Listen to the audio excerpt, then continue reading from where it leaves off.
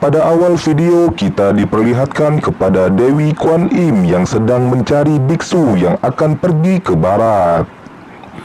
Scene beralih pada seorang kaisar yang ketakutan bahwa Raja Naga akan membalaskan dendam atas kematiannya. Lalu ia memerintahkan prajurit untuk mengawalnya ke tempat para biksu berada. Dan sampailah ia di tempat para biksu. Ia menceritakan bagaimana bisa roh naga mengejarnya. Scene flashback kepada seorang peramal bernama Yuan Shao Cheng. Ia didatangi oleh dua orang yang mengatakan bahwa ia tidak benar-benar bisa meramalkan cuaca. Lalu orang itu mengajak Yuan Shao untuk bertaruh keadaan cuaca besok. Yuan Shao mengatakan besok akan hujan dan ketinggian air mencapai 3 kaki lebih 3 inci. Orang itu mengatakan jika ramalan itu benar-benar terjadi berarti aku kalah. Barang siapa yang kalah akan memakai gaun dan gincu berkeliling kota. Yuan Shao pun menyetujuinya. Orang itu lalu berubah wujud. Ternyata ia adalah Raja Naga Sungai Jing yang mengatur cuaca. Ia mengatakan dengan kesombongannya bahwa Yuan Shao pasti kalah. Ia pun kembali ke istananya. Lalu ia didatangi utusan langit yang membawa titah kaisar. Titah kaisar berbunyi persis seperti ramalan Yuan Shao dan membuat Raja Naga keringat dingin. Perdana Menterinya memberi saran agar Raja Naga mengubah cuacanya. Keesokan harinya Raja Naga mendatangi Yuan Shao dan menyuruhnya pergi, maka ia akan diampuni. Yuan Shao mengatakan, kurasa kaulah yang akan mati hari ini. Yuan Shao mengatakan lagi bahwa Kaisar Langit telah menyuruh prajurit untuk memancung Raja Naga karena sudah mengubah cuaca tidak seperti yang diperintahkan Kaisar Langit. Raja Naga pun berlutut mengakui kesaktian Yuan Shao dan memohon agar Yuan Shao menolongnya agar lepas dari hukum pancung. Yuan Shao menyuruhnya pergi meminta pertolongan Kaisar Tong Taichong. Lalu Raja Naga pun menemui Kaisar. Karena yang melaksanakan eksekusinya adalah Perdana Menteri Kaisar. Kaisar mengatakan tidak bisa menolong Raja Naga, karena biar bagaimanapun Perdana Menterinya tetaplah seorang pekerja di kayangan. Raja Naga menjanjikan tidak akan ada banjir lagi jika Kaisar menolongnya. Akhirnya Kaisar menyanggupinya. Ia mengajak Perdana Menterinya bermain catur begitu lama. Perdana Menteri berpura-pura tidur dan melepaskan rohnya. Ia pun melaksanakan hukuman pancung terhadap Raja Naga.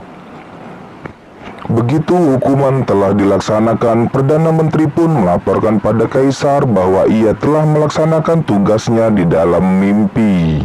Kaisar pun tercengang. Sejak saat itulah arwah Raja Naga selalu mendatangi Kaisar.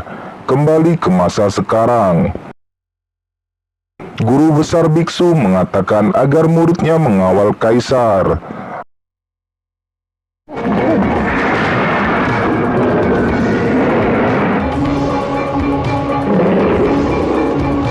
Arwah Raja Naga pun mengejar mereka hingga sampai di pinggir danau. Tong Samcong berdebat dengan Raja Naga, hingga akhirnya Tong Samcong mengatakan bahwa Raja Naga telah mempermainkan pengaturan cuaca dari Kaisar Langit, hingga membuatnya dihukum pancung. Bukannya bertaubat, malah mengejar-ngejar Kaisar Tong Taichong. Dari situ Raja Naga pun memanggil Tong Samcong guru, dan menanyakan ia harus bagaimana. Tong Samcong mengatakan ia akan mendoakan agar arwah Raja Naga tetap di akhirat dan tidak berkeliaran lagi. Akhirnya para biksu mendoakan Raja Naga sehingga ia kembali ke wujud kecilnya, lalu ia menghilang dengan senyuman.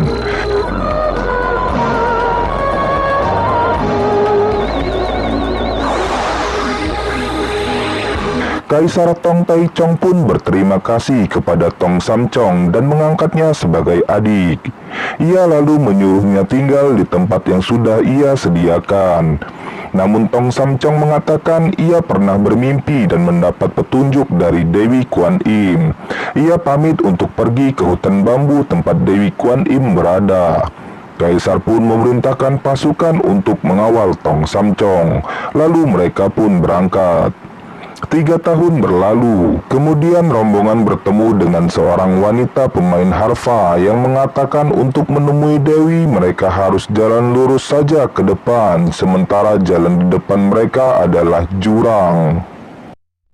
Wanita itu pun menghilang. Tong Samcong meminta para pasukan untuk pulang dan mengatakan pada kaisar bahwa ia telah sampai.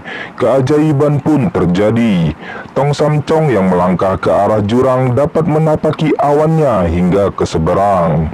Sesampainya ia di seberang, banyak ujian yang ia lewati. Ujian pertama adalah ujian wanita. Ia digoda para wanita namun dapat menahan hawa nafsunya. Lalu ujian kedua ia dibawa ke akhirat, dan lagi-lagi ia tidak gentar ingin menunggu Dewi Kuan Im di sana, walaupun hendak disiram air neraka yang sangat panas. Lalu ia pun dipertemukan dengan Dewi Kuan Im. Tong Samcong menanyakan jika Buddha Maha Pengasih, kenapa harus ada neraka? Kemudian Dewi Kuan Im menyuruhnya untuk mencari kitab suci ke barat agar mendapatkan jawabannya. Dewi Kuan Im pun memberikannya sebuah tongkat. Sin beralih pada Tong Samcong yang pamit pada kaisar akan melakukan perjalanan ke barat. Kaisar mengutus prajurit untuk mengawalnya, namun Tong Samcong mengatakan kali ini ia harus mengalami kesulitannya sendiri. Ia lantas memulai perjalanannya. Perjalanan sangatlah jauh sehingga kuda yang membawanya pun kelelahan. Tong Samcong lantas melepaskannya. Kemudian Tong Samcong naik ke atas bukit untuk melihat ke kaki gunung 5 jari yang konon katanya siang dan malam seekor kera terus berteriak meminta tolong. Saat Tong Samcong mendengar suara Sun Gokong, ia mengatakan kalau dirinya adalah pencari kitab suci ke barat. Otomatis Sun Gokong langsung memanggilnya guru dan menceritakan tentang mengapa dirinya sampai dihukum oleh Buddha Culai. Sun Gokong pun meminta sang guru melepaskannya, namun Tong Samcong mengatakan dia hanyalah manusia biasa. Sun Gokong mengatakan guru hanya harus membaca doa dan huruf emas yang ada di dinding gunung. Lalu Tong Samcong melakukannya, memohon pada sang Buddha melepaskannya jika ini memang takdir. Lalu huruf emas pun berputar dan mengikis tanah yang menghimpit Sun Gokong. Sun Gokong pun terbebas, guru terlempar dan Sun Gokong menolongnya. Lalu Sun Gokong pun mengajak guru terbang, namun guru meminta Sun Gokong menurunkannya.